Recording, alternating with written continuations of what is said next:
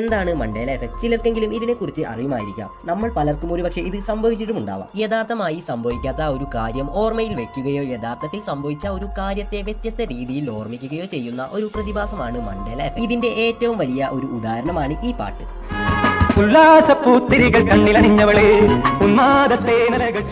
പലരും നടൻ ജയനെ ഓർമ്മിക്കുന്നത് ഒരു പക്ഷേ ഈ ഒരു പാട്ടിലായിരിക്കാം. എന്നാൽ യഥാർത്ഥത്തിൽ ഈ പാട്ടിൽ അഭിനയിച്ചത് ജയനല്ല.